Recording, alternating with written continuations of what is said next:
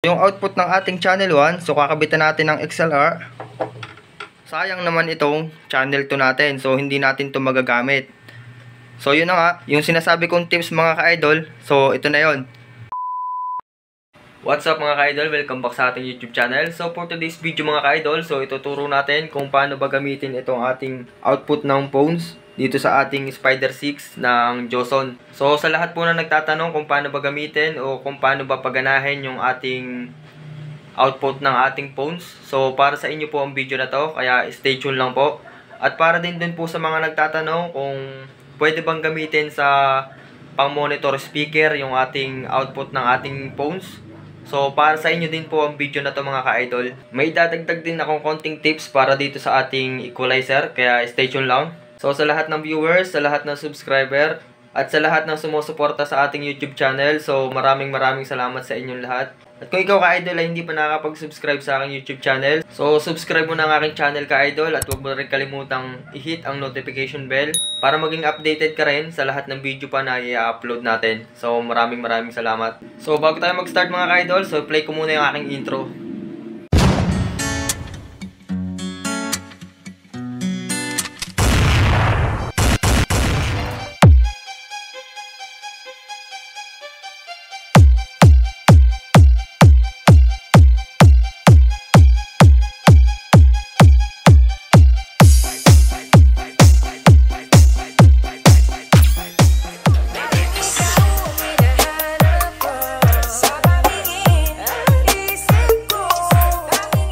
So mag-start na nga tayo mga ka-idol. So ito nga yung gagamitin nating processor, yung ating Joson mixer na Spider 6 at yung ating DBX equalizer na 231S na papunta sa ating Concert 502. At yung dadalhin naman ng ating Concert 502 mga ka-idol is yung ating KS650 na dalawang box. So sa mga nagtatanong kung pwede nga bang gamiting pang monitor speaker itong output ng ating phone, bukod nga sa ating AUX mga ka-idol, so itong output ng ating phone nga ay pwede natin gamiting pang monitor speaker. So, tutok lang ka-idol at isusunod na nga natin yung ating connection. Bali, yung panggagalingan ng music natin mga ka-idol na gagamitin is yung ating cellphone. Papunta dito sa input ng ating CD and tape, dito sa ating Joson mixer. At para dito naman sa output ng ating phones, so gagamit tayo ng connector na TRS to XLR. So, dahil nga mga ka-idol, yung ating connector ay TRS to isang XLR lang, so ang magiging output natin dito is mono lang mga ka-idol.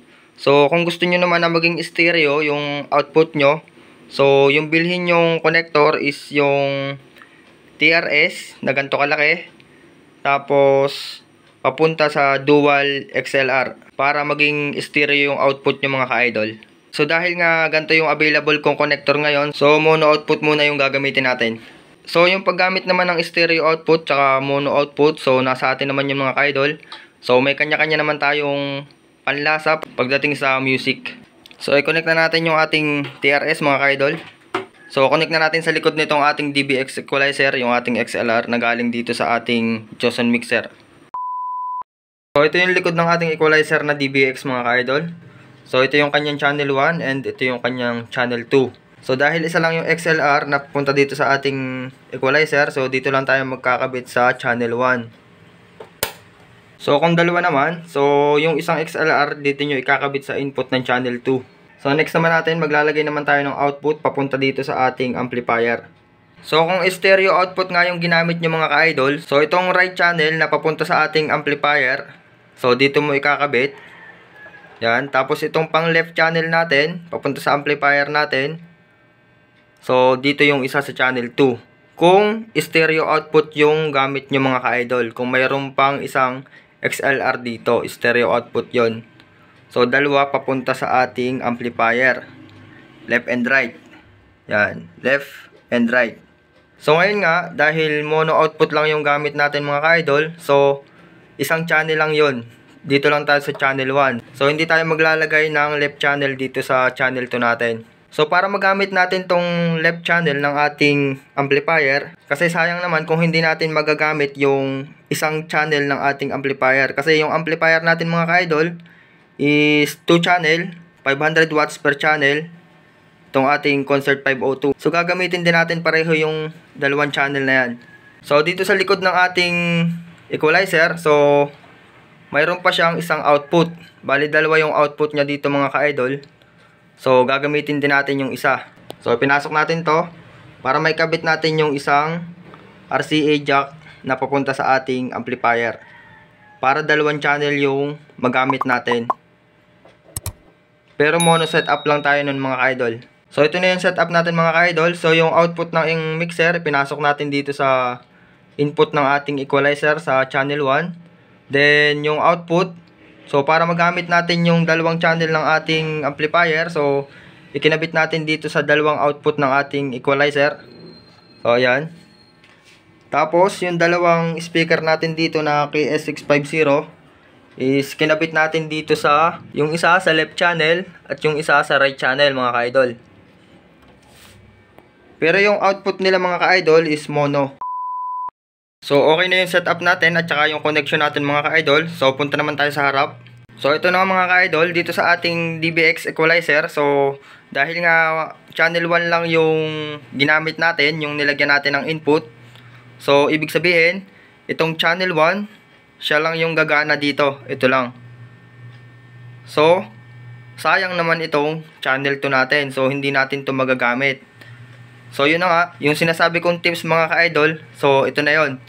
So, para magamit din natin itong channel 2 dito sa ating mono setup, so may babaguhin tayo sa connection natin sa likod.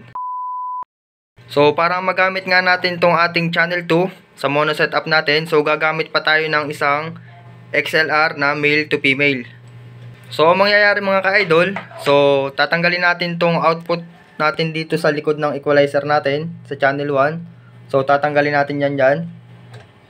So, yan, tinanggal natin.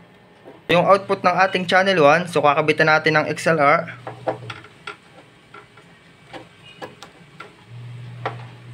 So yan, kinabit natin dyan mga ka-idol. So yun nga yung output ng ating channel 1 mga ka-idol. So papupuntahin naman natin dito sa input ng ating channel 2. So input natin.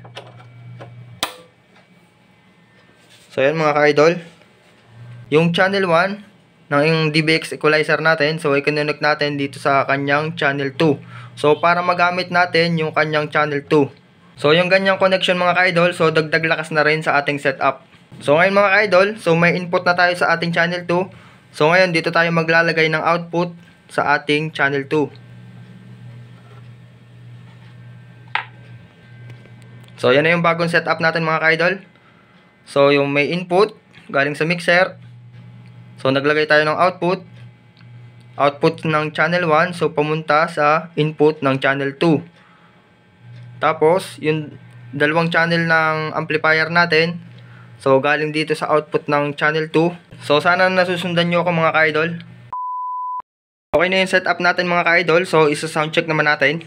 So, yung ganyang setup nga mga ka-idol. So, bagay na bagay sa mga pang-monitor speaker natin. So, may dadagdag lang ako mga ka-idol. So, halimbawa, 4 yung box nyo na gagamitin pang monitor. So, dahil nga tigisan channel ng amplifier natin tong dalawang box. So, channel 1, channel 2. So, pwede kayong mag-link dyan. Pwede nyong kabitan pa ng isang box dito sa isang speaker natin. Tapos, yung pang-4 na speaker natin, so dito nyo ikabit naman sa isa. So, mag-soundcheck na tayo mga ka-idol. So, nakauna yung ating mixer. Nakauna din yung ating equalizer. At nakauna rin yung ating AB502. Yung volume ng ating mixer, so taas natin hanggang dito sa 10. Yan, konti lang muna.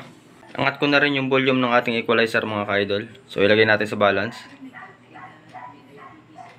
So sa adjust naman ng frequency natin mga ka-idol, so dapat yung channel 1 is common sa channel 2. So dapat pareho lang sila ng frequency na ilalabas. So dahil nga sa CDN tape tayo naglagay ng input mga ka-idol, so iaangat na natin tong ating CDN tape. Yan. So nagkaroon ng signal yung ating mixer galing sa ating cellphone. At ito naman yung volume ng ating phone mga ka-idol. So yan, makikita nyo naman dito. So lagyan natin ng volume yung phone natin.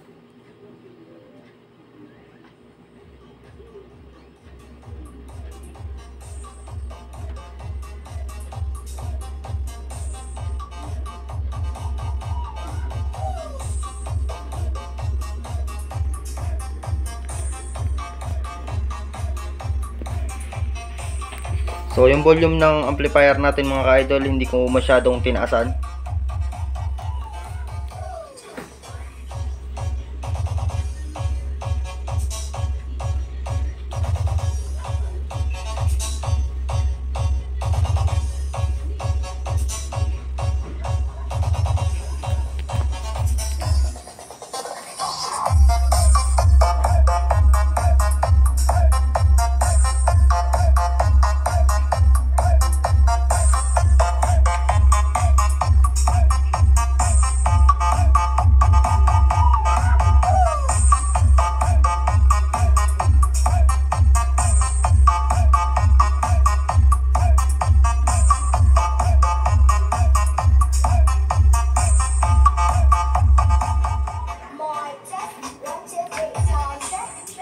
So angat natin ng konti yung volume ng amplifier natin.